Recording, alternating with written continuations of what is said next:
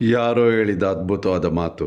ಎಲ್ಲದಕ್ಕಿಂತ ದೊಡ್ಡ ರೋಗ ಈ ಜನರು ಏನು ಹೇಳುತ್ತಾರೆ ಎಂದು ಭಯಪಡುವುದು. ನೀವು ಸೋತಾಗ ಕೂಡ ಏನಾದರೂ ಹೇಳುತ್ತಾರೆ, ನಿನ್ನಿಂದ ಸಾಧ್ಯವಿಲ್ಲ, ನೀನು ಪ್ರಯತ್ನ ಪಡುವುದಿಲ್ಲ. ನೀವು ಗೆದ್ದಾಗ ಕೂಡ ಹೇಳುತ್ತಾರೆ, ಈ ಗೆಲುವು ನಿನ್ನ ಪ್ರಯತ್ನದಿಂದ ಅಲ್ಲ, ನಿನ್ನ ಲಕ್ನಿಂದ. ಒಂದು ಸಣ್ಣದಾದ ಕತೆ. ಒಂದು ಸಮಯದ ಮಾತು. 5 ಕಪ್ಪೆಗಳು ಜೊತೆಯಾಗಿ ಕಾಡಿನಲ್ಲಿ ಹೋಗುತ್ತಿದ್ದವು. ನಡೆದು ನಡೆದು ಮುಂದಕ್ಕೆ ಸಾಗಿದವು. ಇದರಲ್ಲಿದ್ದ 3 ಕಪ್ಪೆಗಳು ಒಂದು ದೊಡ್ಡದಾದ ಹೊಂಡದಲ್ಲಿ ಬಿದ್ದವು.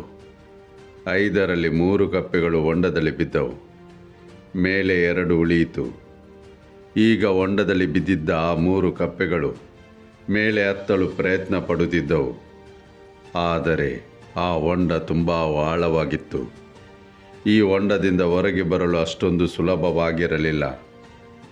ಈಗ ಹೊಂಡದಿಂದ ಬಚಾವಾಗಿದ್ದ ಮೇಲೆ ಕುಳಿತಿದ್ದ 2 ಕಪ್ಪೆಗಳು ಆ ಹೊಂಡದ ಒಳಗೆ ಬಗ್ಗಿ ನೋಡಿ 3 ಕಪ್ಪೆಗಳಿಗೆ ಹೇಳಿದವು, ನೀವು 3 ಎಂದಿಗೂ ಈ ಹೊಂಡದಿಂದ ಹೊರಗೆ ಬರಲು ಸಾಧ್ಯವಾಗದು.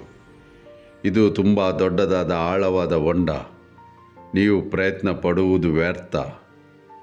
ಇದನ್ನು ಕೇಳಿದ ನಂತರ 3 ಕಪ್ಪೆಗಳಲ್ಲಿ 1 ಕಪ್ಪೆಗೆ ಅನಿಸಿತು, ಇವರು ಸರಿಯಾದುದನ್ನೇ ಹೇಳುತ್ತಿದ್ದಾರೆ. ಈ ಹೊಂಡ ತುಂಬ ದೊಡ್ಡದಾಗಿ ಆಳವಾಗಿದೆ ಮತ್ತು ನಾವು ಇದರಿಂದ ಹೊರಗೆ ಬರಲು ಸಾಧ್ಯವಾಗದು.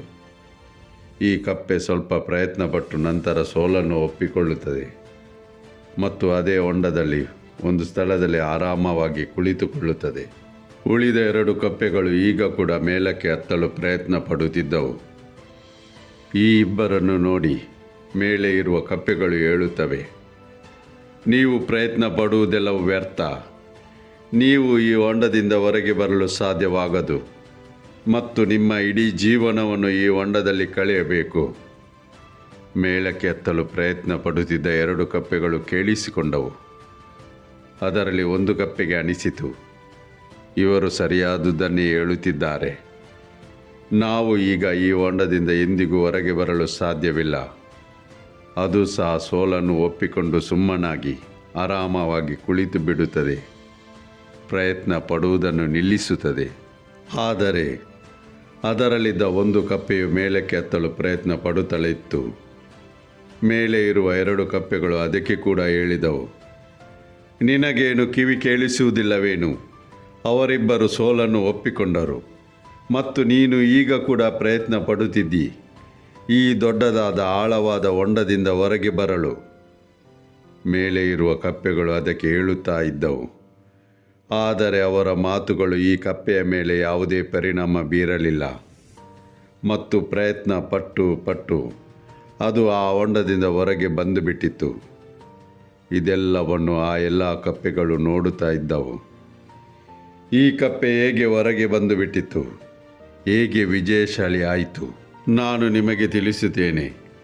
ಈ ಕಪ್ಪೆ ಹೇಗೆ ಆಳವಾದ ಹೊಂಡದಿಂದ ಹೊರಗೆ ಬಂದು ಬಿಟ್ಟಿತ್ತು, ತನ್ನ ಗುರಿಯನ್ನು ಸಾಧಿಸಿತು. ಆ ಕಪ್ಪೆ ಈ ಆಳವಾದ ಹೊಂಡದಿಂದ ಇದರಿಂದಾಗಿ ಹೊರಗೆ ಬಂದು ಬಿಟ್ಟಿತ್ತು. ಯಾಕೆಂದರೆ ಆ ಕಪ್ಪೆಯು ಕಿವುಡಾಗಿತ್ತು. ಅದಕ್ಕೆ ಯಾರ ಮಾತುಗಳು ಕೂಡ ಕೇಳಿಸುತ್ತಿರಲಿಲ್ಲ. ಈ ಕತೆ 5 ಕಪ್ಪೆಗಳು ಮತ್ತು ಆಳವಾದ ಹೊಂಡದ್ದು ಅಲ್ಲ. ಈ ಕತೆ ನಮ್ಮೆಲ್ಲರದು. ನಾವು ಜೀವನದಲ್ಲಿ ಯಾವುದಾದರೂ ಒಳ್ಳೆಯ ಕೆಲಸವನ್ನು ಮಾಡಲು ಪ್ರಯತ್ನ ಪಟ್ಟಾಗ ತುಂಬ ಮಂದಿ ನಮ್ಮ ಜೊತೆಯಾಗಿ ಬರುತ್ತಾರೆ. ನಮ್ಮನ್ನು ತಡೆಯಲು ಥರದ ಮಾತುಗಳನ್ನು ಹೇಳುತ್ತಾರೆ, ನೆಗೆಟಿವ್ ಕಮೆಂಟ್ಸ್ ಮಾಡುತ್ತಾರೆ, ನಮ್ಮನ್ನು ಡಿಮೋಟಿವ್ ಮಾಡಲು ಪ್ರಯತ್ನ ಪಡುತ್ತಾರೆ. ಆದರೆ ನಮಗೆ ನಮ್ಮ ಕೆಲಸದ ಮೇಲೆ ಯಶಸ್ಸನ್ನು ಪಡೆಯಬೇಕೆಂದರೆ ಕಿವುಡರಾಗಿ ಇದ್ದು ಬಿಡೋಣ. ಅವರ ಮಾತುಗಳು ನಮ್ಮ ಮೇಲೆ ಯಾವುದೇ ಪರಿಣಾಮ ಬೀಳದಂತೆ ಎಚ್ಚರ ವಹಿಸೋಣ. ಎಲ್ಲದಕ್ಕಿಂತ ದೊಡ್ಡ ರೋಗ ಈ ಜನರು ಏನು ಹೇಳುತ್ತಾರೆ ಎಂದು ಭಯಪಡುವುದು. ಜನರು ಆಗ ಕೂಡ ಹೇಳುತ್ತಾರೆ, ನೀವು ಏನೂ ಸಾಧನೆ ಮಾಡದೇ ಇದ್ದು ಸೋತಾಗ.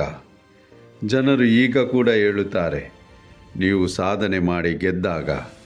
ನೀವು ಏನೇ ಮಾಡಿ ಇಲ್ಲವೇ ಮಾಡದೇ ಇರಿ. ಜನರ ಕೆಲಸ ಏನಾದರೂ ಹೇಳುವುದು, ಅದನ್ನು ಅವರು ಹೇಳುವರು. ಮತ್ತು ನೀವು ಈ ಕಥೆಯನ್ನು ತುಂಬ ಮಂದಿಗೆ ತಲುಪಿಸಲು ಬಯಸುವುದಾದರೆ ಈ ವಿಡಿಯೋ ಲೈಕ್ ಮಾಡಿ. ಯಾಕೆಂದರೆ ಯೂಟ್ಯೂಬ್ ಈ ವಿಡಿಯೋವನ್ನು ತುಂಬ ಜನರಿಗೆ ತಲುಪಿಸಲು ಸಾಧ್ಯವಾಗುವುದು.